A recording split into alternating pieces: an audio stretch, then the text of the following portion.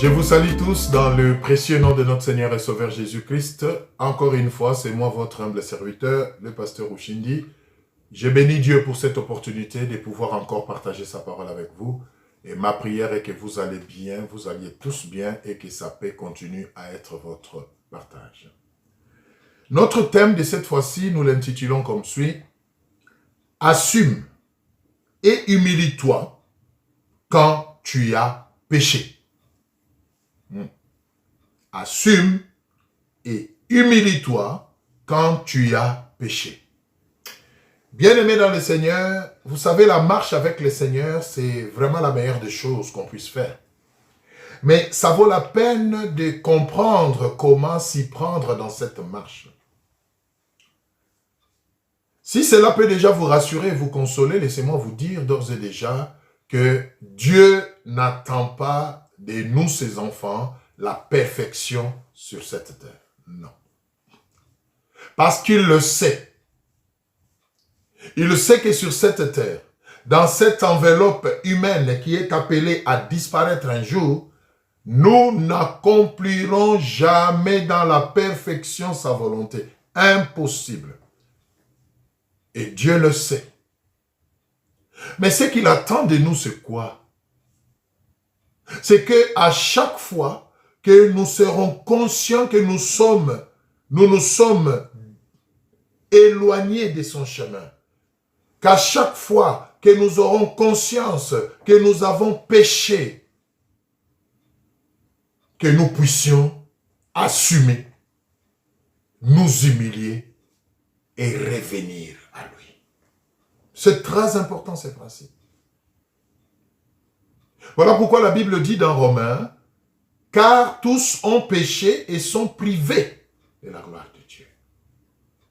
Je me rappelle même Jésus qui était Dieu, homme sur cette terre. On lui dira un jour, « Oh, parfait maître !» Il a répondu immédiatement en disant, « Non, nul n'est parfait si ce n'est Dieu lui-même. » La perfection n'est pas de ce monde. C'est très important. Donc ne vous culpabilisez pas outre mesure. Ne vous mortifiez pas outre mesure. Vivez humblement votre vie avec le Seigneur en respectant les principes qu'il a mis lui-même à notre disposition. Et Dieu nous aime, sachant que nous ne pouvons pas atteindre la perfection sur cette terre. Tout en marchant avec lui, il a permis qu'il y ait des mécanismes autour de nous, n'est-ce pas, qui nous permettent de revenir à lui. Sinon, on ne parlerait pas de la confession et de la repentance dans la parole de Dieu.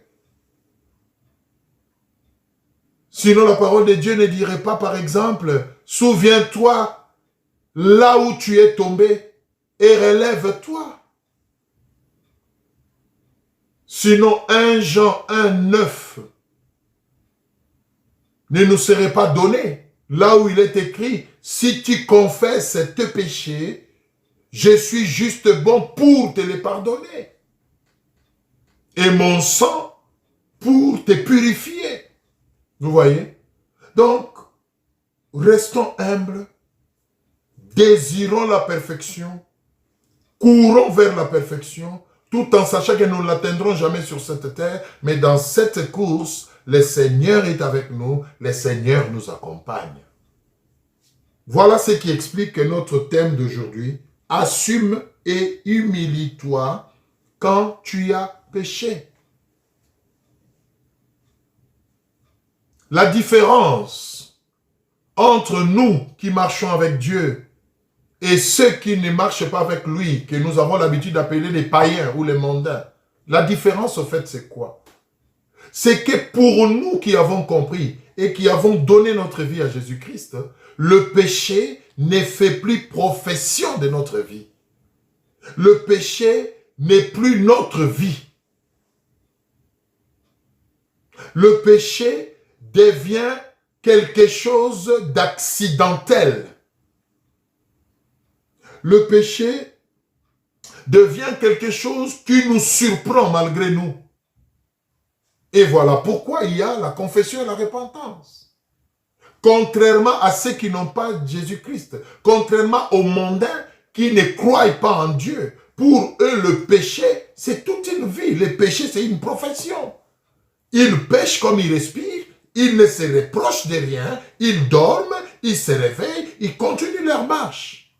C'est ça la différence. Mais nous, quand cela nous arrive par accident, mais nous ne pouvons pas dormir.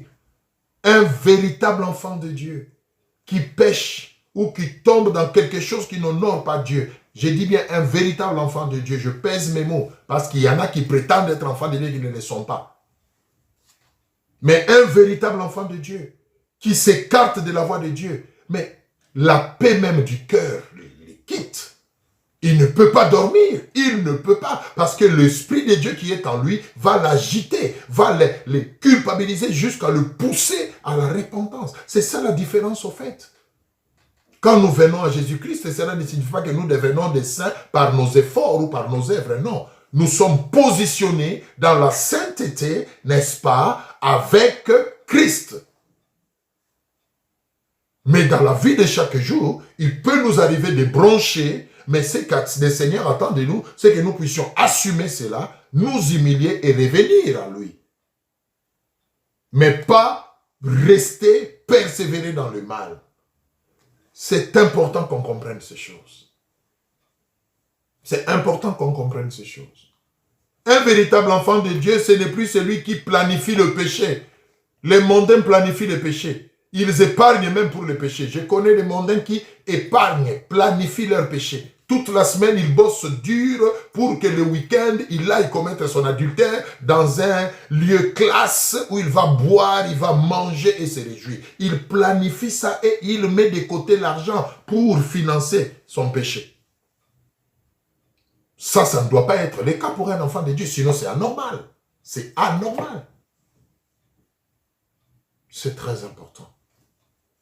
Assume et humilie-toi quand tu as péché. Ne cherche pas à te justifier. Ne cherche pas à donner des explications. Humilie-toi, reconnais que tu as péché, demande pardon à Dieu, demande-lui la force de te relever et de continuer la marche. C'est ce qui fait de toi un enfant de Dieu. Mais celui qui tombe et qui reste et qui prend plaisir au fait qu'il soit tombé et il commence même à se retrouver dans ce qu'il a fait tomber, là ça devient suspect. Alors nous voulons voir un cas dans la Bible, pas vraiment un modèle à suivre. Mais nous voulons voir quelqu'un qui n'a pas su s'humilier, qui n'a pas su assumer son péché et qui a cru se justifier devant Dieu et cela lui a coûté cher. C'est notre très cher ancêtre, Adam.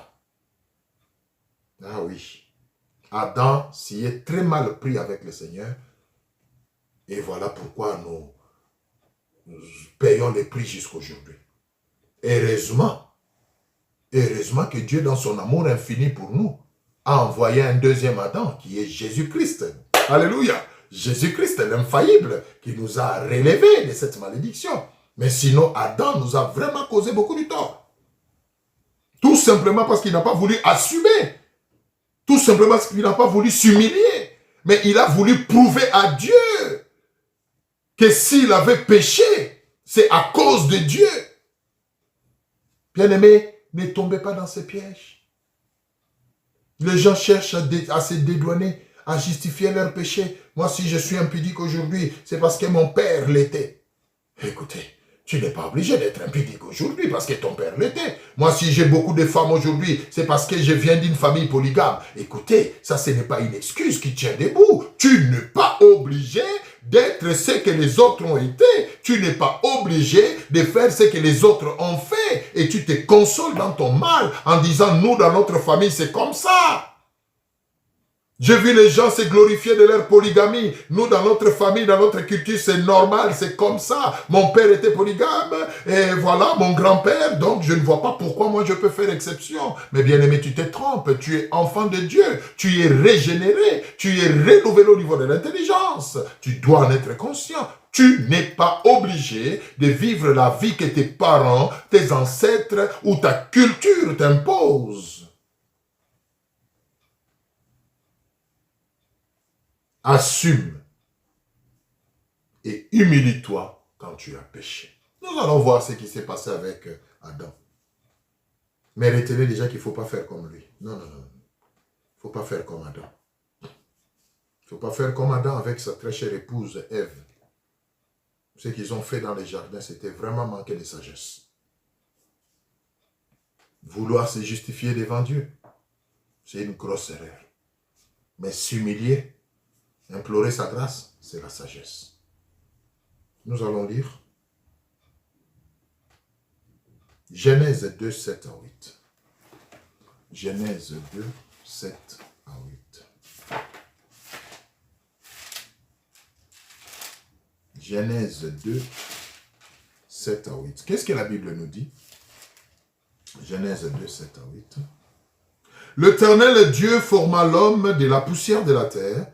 Il souffla dans ses narines un souffle de vie, et l'homme devint une âme vivante. Puis l'Éternel Dieu planta un jardin en Éden, du côté de l'Orient, et il y mit l'homme qu'il avait formé. Suivez bien l'histoire. 15 à 17. 15 à 17. La Bible dit ceci. L'Éternel Dieu prit l'homme et le plaça dans le jardin d'Éden pour le cultiver et pour le garder. L'Éternel Dieu donna cet ordre à l'homme. Tu pourras manger de tous les arbres du jardin, mais tu ne mangeras pas de l'arbre de la connaissance du bien et du mal, car le jour où tu en mangeras, tu mourras certainement. Arrêtons-nous un peu là. La parole de Dieu est claire. Dieu forme l'homme, il le met dans un cadre idéal où il pouvait jouir de sa vie, et il lui donne juste une instruction. Jouis de tout, mais juste cet arbre-là, n'y touche pas. Donc, sur 10 choses, Dieu a laissé Adam jouir de 9, sauf d'une seule chose. Il dit ça, n'y touche pas. Et j'aime le Seigneur parce que Dieu joue à un jeu franc avec l'homme. Il lui prévient même de la conséquence qui arriverait au cas où il désobéissait. Si tu y touches, tu mourras certainement. Mais ça, c'était suffisant pour qu'Adam se dise, je vais partout sauf vers cet arbre-là. Mais lisons la suite. Le verset 18. L'Éternel Dieu dit, il n'est pas bon que l'homme soit seul. Je lui ferai une aide semblable à lui. 21 à 23. Nous prenons ce qui est intéressant pour nous par rapport au message. 21 à 23. La Bible dit ceci. Alors l'Éternel Dieu fit tomber un profond sommeil sur l'homme qui s'endormit. Il prit une de ses côtes et referma la chair à sa place. L'Éternel Dieu forma une femme de la côte qu'il avait prise de l'homme et il l'amena vers l'homme. Et l'homme dit, voici cette fois celle qui est os de mes os et chair de ma chair. On l'appellera femme parce qu'elle a été prise de l'homme. N'est-ce pas que c'est beau tout ça? Dieu forme l'homme, il met la vie en lui, il devient une âme vivante. Dieu prépare le jardin d'Éden où il y avait tout, un cadre idéal pour l'épanouissement de l'homme. Il prend l'homme, il y place. Quel amour! Il lui dit, tu peux jouir de tout, cultive le jardin, développe-le, jouis de tout, sauf juste cet arbre-là qui est au milieu du jardin. Ne touche pas. Et les jours que tu vas oser toucher à cet arbre, tu mourras. Dieu laisse l'homme évoluer. Il les contemple, il est content de voir l'homme. Bien aimé, quand tout va bien, quand vous vous épanouissez, quand vous êtes dans la joie, Dieu est content. Mais à un moment donné, le Seigneur, qui connaît mieux l'homme qu'il a créé, il dit non, c'est bon, c'est bien, je vois comment l'homme se débrouille, comment il fait les choses, mais je crois qu'il est temps qu'il ne continue pas à être seul. Le Seigneur prend l'initiative, après avoir constaté, les versets 18, qu'il n'est pas bon que l'homme soit seul, il prend l'initiative, il décide de lui faire une aide semblable. Tout ça, l'homme ne sait pas. Il endort l'homme dans un profond sommeil. Il prend une côte. Tout ça, l'homme ne sait pas parce qu'il dort. Dans son amour, il fabrique une femme belle qu'on appelle Ève et il l'amène à Adam. Et quand Adam sursaute de son sommeil, pour la première fois, il voit en face de lui un être qui lui était semblable, c'est-à-dire la femme. Et sans réfléchir, il libère un poème. Vous qui croyez être des poètes, vous vous trompez. Voilà l'origine des poèmes. Ça, Adam était un grand poète. Voici cette fois-ci, os de mes os, chair de ma chair. Il ne s'arrête pas là. Il lui donne même un nom. On l'appellera femme. Il justifie le nom qu'il vient de lui donner. Parce qu'elle a été tirée, prise de l'homme. Qui lui a dit toutes ces choses parce qu'elle lui dormait? Ça, c'est le mystère de la révélation. Ce n'est pas ça notre objet aujourd'hui. Mais ce que je veux faire ressortir ici, c'est quoi? C'est que Adam était content. Adam était heureux finalement d'avoir quelqu'un qui lui ressemble, avec qui il peut partager certaines choses qu'il n'était pas en mesure de partager avec d'autres créatures. Adam voyait les boucs et la chèvre. Adam voyait les taureaux et, je sais pas moi, les buffles et la vache. Adam voyait l'éléphant et l'éléphante. Il voyait, mais il ne voyait pas une créature qui était comme lui.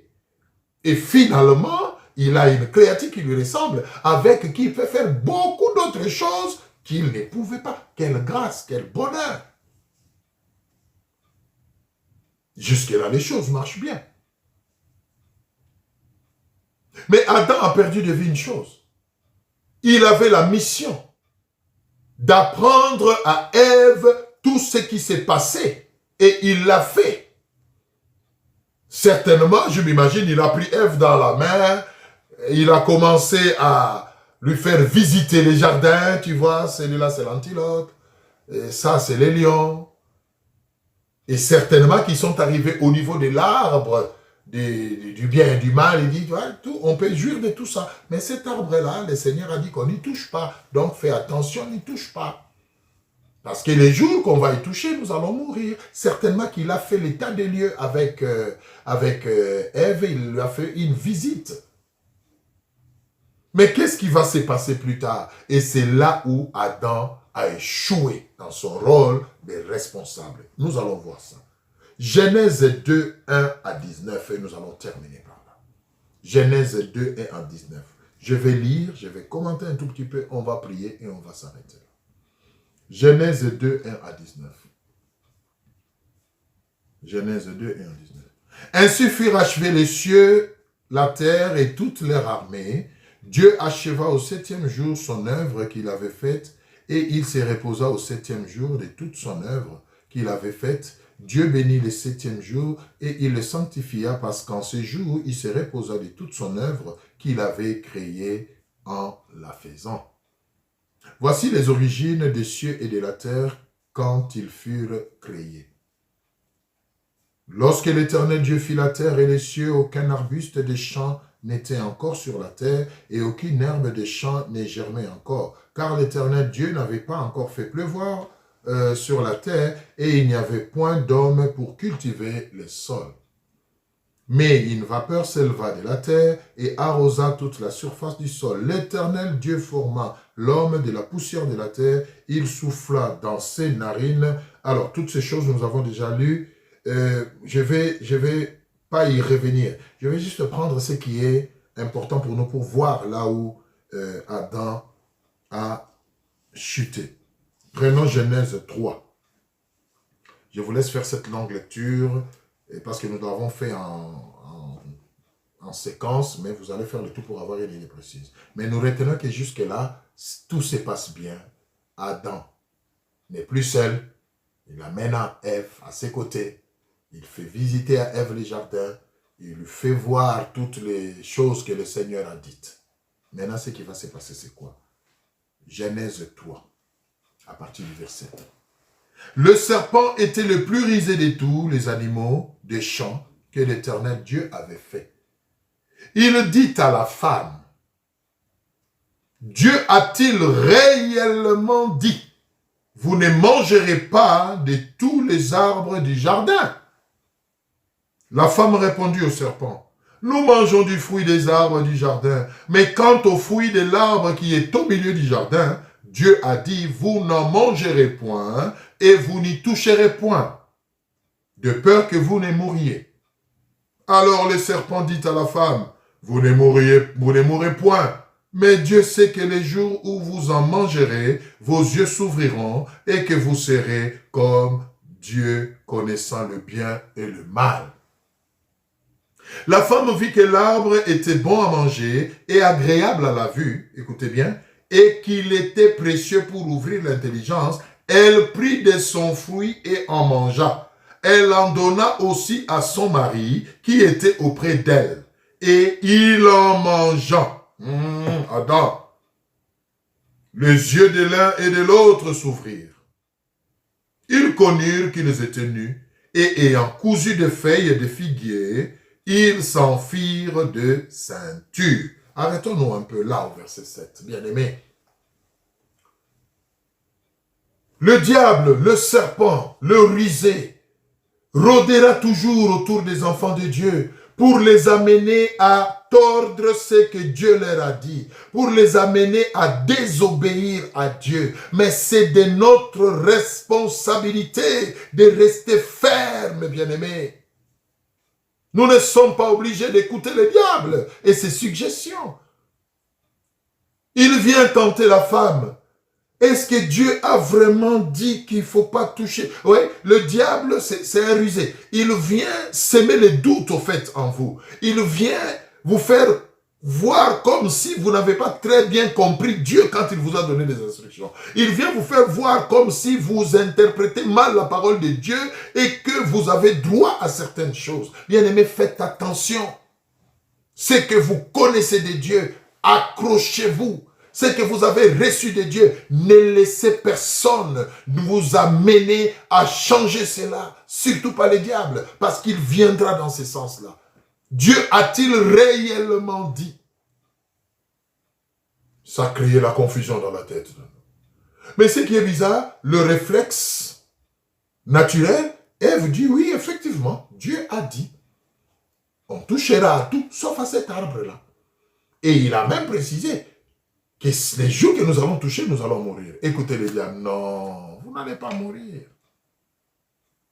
Dieu sait que si vous y touchez, vous n'allez pas mourir. Si vous touchez, il y aura ça, il y aura ça. Bien aimé, ici, c'est un problème de confiance.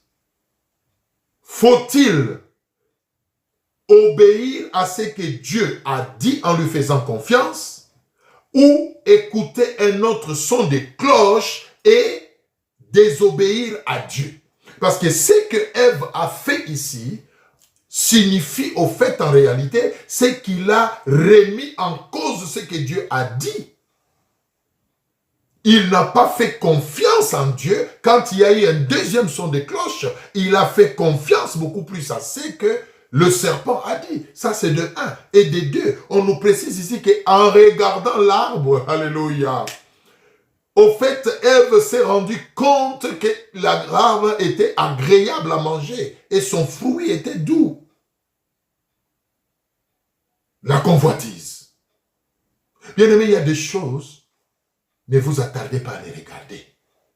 Sachez qu'ils existent, mais ne les regardez pas, ne les admirez pas. Parce que plus vous vous attardez sur quelque chose, plus vous l'admirez, ça commence à créer ce qu'on appelle la convoitise en vous. Certainement, le diable a amené Ève à prendre du temps, à contempler cet arbre. Et pourtant, cet arbre était là tous les jours. Et pourtant, Ève voyait cet arbre-là tous les jours. Mais ces jours-là, à cause de la torsion de la parole de la part de l'ennemi, Ève a commencé à regarder cet arbre-là autrement.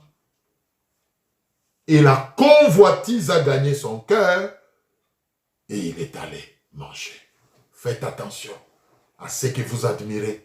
Faites attention à ce que vous contemplez. Cela peut c'est tourner au vinaigre contre vous.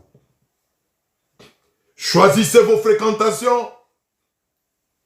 Choisissez des endroits où vous allez. Choisissez des choses que vous suivez, même dans le média, dans l'internet. Vous regardez quoi? Vous passez votre temps. Vous vous attardez sur quoi? Bien aimé, ça peut créer des choses en vous et qui peuvent vous nuire demain ou après-demain.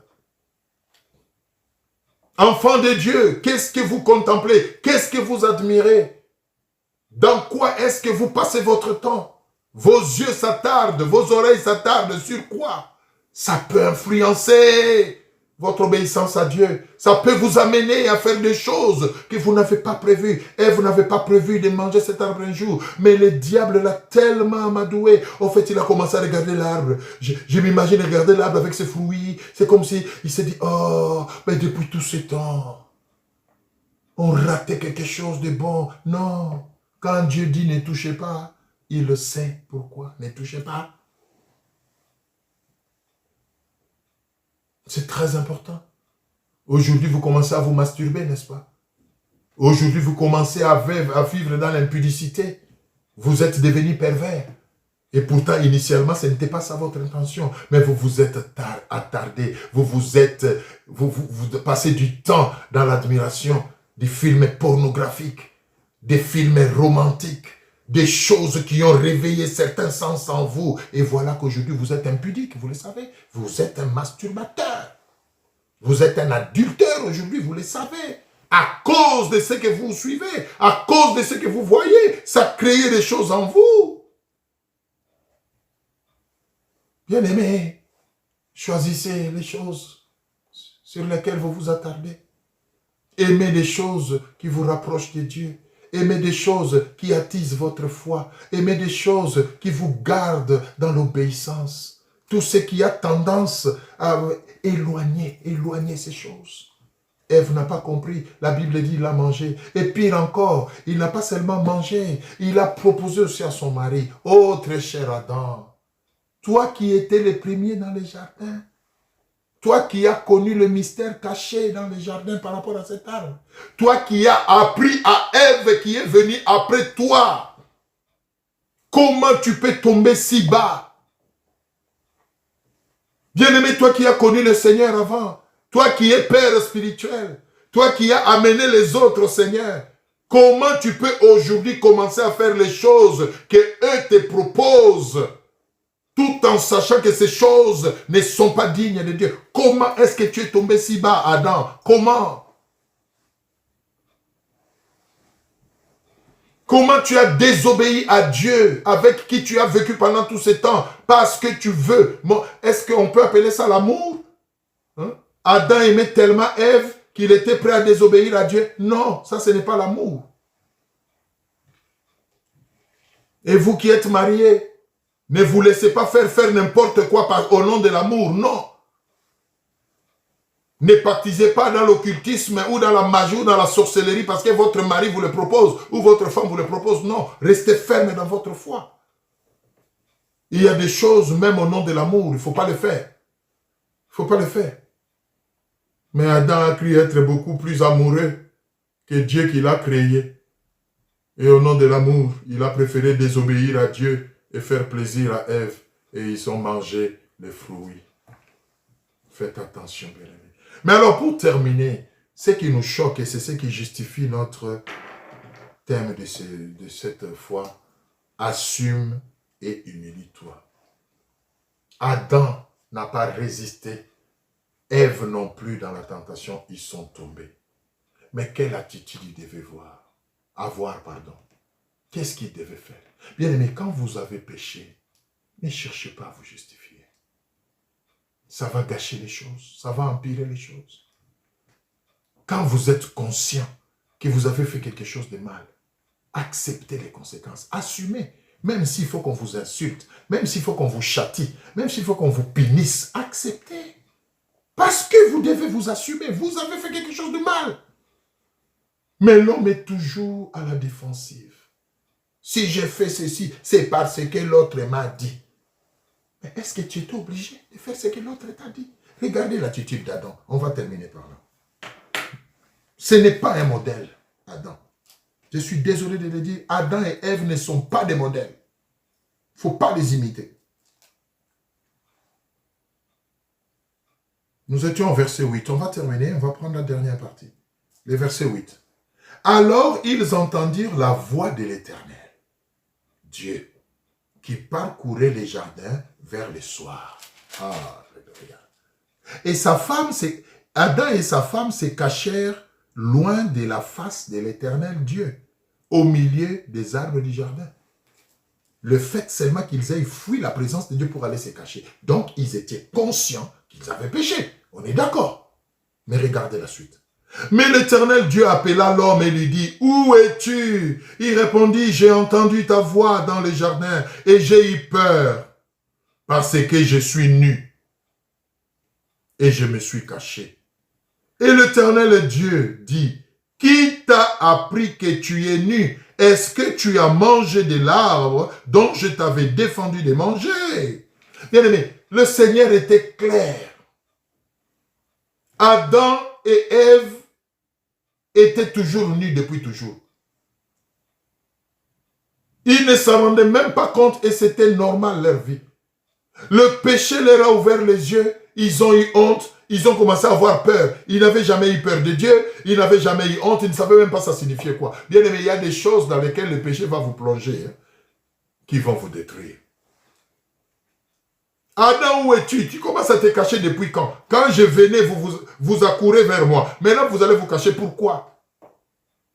Oh, j'ai entendu votre voix, je me suis caché parce que je suis nu. Ah, Adam, mais je t'informe que tu as toujours été nu. C'est pas la première fois que tu sois nu. Tu as toujours été nu. Qu'est-ce qui fait qu'aujourd'hui, tu ailles te cacher? Et regardez l'amour de Dieu. Dieu lui pose la question, simplement la question. Avez-vous touché à l'arbre que je vous ai demandé de ne pas toucher? La question était simple. Dieu a donné à Adam, moi j'appelle ça une passe en or. Tout ce que le Seigneur attendait d'Adam, c'est qu'Adam dise, oui Seigneur, je suis désolé. Je n'ai pas pu résister. Et finalement, j'ai mangé à cet arbre. Pardonne-moi Seigneur. Tout ce que Dieu attendait d'Adam, c'est qu'il sorte de sa cachette en prenant sa femme dans la main et venir se jeter à ses pieds. Seigneur, pardonne-nous, nous avons péché. C'est ça, assumer et s'humilier quand on a péché. Bien-aimés, apprenez cette attitude. Quand vous avez péché, ne commencez pas à chercher des boucs émissaires. On voit les gens aujourd'hui dans l'adultère, dans l'impudicité, une vie désordonnée, et ils sont fiers de leur vie, et ils se consolent, ils croient que ça les dédouane. Non, moi si je suis comme ça, c'est parce que toute ma famille c'est comme ça. Hein. Je ne peux pas faire exception. Après tout, j'appartiens à cette famille. Hein. Ma famille est réputée être impudique, adultère. Ben écoutez, je fais avec. Non. Mais regardez Adam. Il n'a pas voulu assumer. Il n'a pas voulu s'humilier. Et il a surpris Dieu par son attitude. Regardez ce qu'Adam dit. Alléluia. Le verset 12. L'homme répondit. La femme que tu as mise auprès de moi m'a donné de l'arbre et j'en ai mangé. Et l'Éternel dit à la femme, pourquoi as-tu fait cela? Écoutez la femme. Oh, c'est ridicule. Hein? La femme répondit, le serpent m'a séduit et j'en ai mangé. Pauvre serpent. Lui ne pouvait pas désigner quelqu'un. Parce que tout commençait par lui. S'il le pouvait, certainement les serpents aussi pouvaient dire, oh, ce n'est pas moi Seigneur, c'est l'antilope qui m'a... Et ça allait continuer comme ça, bouc émissaire à bouc émissaire. Malheureusement, le serpent, c'est lui qui avait commencé la chose, donc il s'est arrêté là. Bien aimé, qu'est-ce que nous voulons tirer comme leçon ici pour terminer? Assume et humilie-toi quand tu as péché. C'est tout ce que Dieu attend de toi. Dieu n'attend pas de toi des explications. Dieu sait que tu n'es pas parfait. Dieu sait que tu peux arriver à tomber. Il le sait. Ce qu'il attend de toi, ce ne sont pas des justifications. C'est l'humilité et que tu sois responsable de tes actes. Que tu assumes ton péché et que tu demandes pardon. Adam, certainement dans sa cachette, il croyait se mesurer à Dieu. Il dit, oui, je vais lui montrer, Seigneur, ce n'est pas moi de toutes les façons, hein, c'est la femme que tu m'as donnée. Il pointait Dieu du doigt. La femme, il pointait Ève du doigt, je m'imagine. La femme que tu m'as donnée. En d'autres termes, Seigneur, si tu ne m'avais pas donné Ève, je n'allais pas toucher à cet arbre. Donc, en d'autres termes, Adam était en train d'accuser Dieu. C'est toi, Dieu, qui a occasionné ma chute. Parce que si tu m'avais laissé seul, tel que j'étais là, je n'allais pas toucher à cet arbre. La preuve en est que je suis resté seul pendant longtemps, je n'avais pas touché. Mais tu as décidé de mettre à mes côtés cette belle créature. Je n'ai pas pu résister à sa requête. Donc, c'est toi le fautif, Dieu. C'est ce que Adam voulait dire. Et c'est ce que nous disons souvent. Si Dieu était amour, pourquoi alors il m'a donné des parents qui m'ont harcelé, qui m'ont pas bien élevé? Donc si je suis une pourriture aujourd'hui, alors la faute est à Dieu. J'ai entendu les gens dire ça. Si je suis ivrogne aujourd'hui, ben c'est parce que Dieu a permis que je puisse naître d'un père ivrogne. Et tout ce que j'ai eu comme modèle, c'était un père ivrogne. Ben c'est normal que je me retrouve dans l'ivrognerie aujourd'hui. Non, bien-aimé, non, non. Assumez, humiliez-vous. Et Dieu va vous relever. Quand vous vous humiliez, Dieu vous relève. Mais quand vous cherchez à vous justifier, vous vous enfoncez. Et vous poussez Dieu, au lieu d'exercer la miséricorde, et vous maudire. Et c'est ce qui s'est passé après.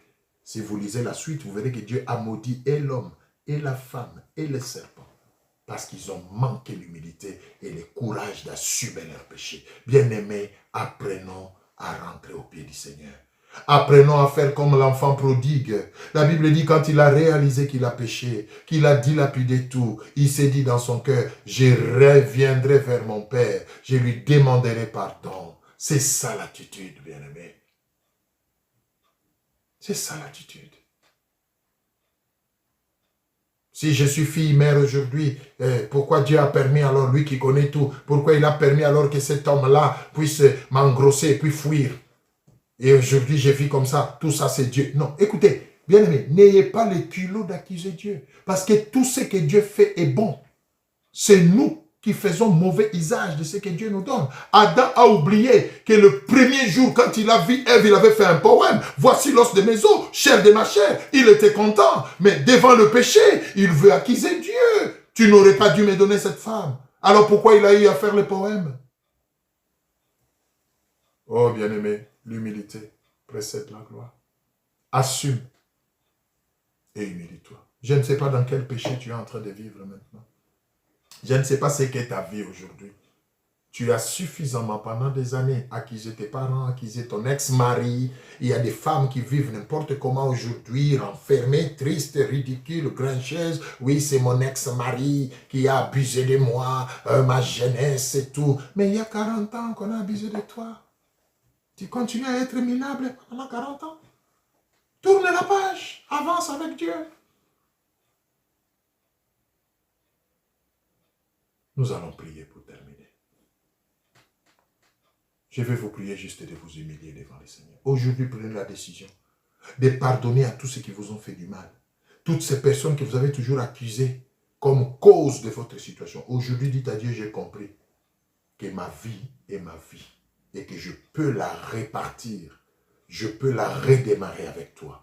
Alors, je pardonne à tous ceux qui m'ont fait du mal. Je tourne cette page et je te demande à toi, Seigneur, pardon. Fais-moi la grâce de repartir sur de nouvelles bases. Bien-aimés, vous serez étonnés de ce que le Seigneur va faire. La Bible dit, ne vous souvenez plus de ce qui est passé. Ne vous rappelez plus de ce qui est ancien, parce que moi, Dieu, je veux faire une chose nouvelle. Donnez à Dieu l'occasion de faire une chose nouvelle. Adam n'avait qu'à s'humilier pour que Dieu lui pardonne et fasse autre chose. Je suis sûr que si Adam avait eu le courage d'assumer, de s'humilier, peut-être que les choses se seraient passées autrement. Ne loupez pas cette passe en or que Dieu vous accorde aujourd'hui quand il vous dit, est-ce que vous avez fait cela? Dites oui, Seigneur. Je suis tombé dans l'adultère. Dites oui, Seigneur. Je suis tombé dans le divorce alors que toi, tu me demandes de ne pas divorcer. Dis oui, Seigneur, je suis tombé dans les vols, je suis tombé dans l'escroquerie, je reconnais que j'ai mal fait. Mais pardonne-moi, je suis ton enfant, relève-moi, Seigneur. C'est ce que Dieu attend de vous. C'est ce qu'on appelle la repentance. Mais nous passons du temps à gonfler les épaules. Oh, moi, de toute façon, moi, la vie que je mène aujourd'hui, je ne l'ai pas voulu, hein, mais j'ai l'hérite de mes parents. Tu n'as pas honte de déclarer des choses comme ça. Tu hérites de tes parents l'impudicité. Tu n'as pas honte. Tu hérites de ta famille la polygamie. Tu hérites de ta famille la pauvreté, une vie désordonnée. Mais tu devais te gêner, frère. Tu devais te gêner, ma soeur. Dieu a un plan merveilleux pour toi. Dieu veut te donner de nouvelles choses. Dieu veut repartir avec toi sur de nouvelles bases. Mais tu dois t'humilier. Inclinons nos têtes. Je vais élever la voix. Mais vous connaissez votre problème particulier. Priez au même moment que moi. Seigneur Jésus, je te recommande chacun de nous, oh Dieu. Tu connais chacun dans ses problèmes. Et je crois qu'aujourd'hui, tu veux relever tout un chacun. Tu veux repartir sur de nouvelles bases avec tout un chacun. Yahweh, donne-nous la capacité d'assumer, de nous humilier, de reconnaître nos fautes, oh Dieu, devant toi, et que tu nous accordes ton pardon. Merci de tourner la page et de commencer de nouvelles choses avec chacun de nous. Je te le demande au nom de Jésus. Amen. Voilà, bien-aimés, que le Seigneur vous bénisse. Je vous dis à une prochaine occasion.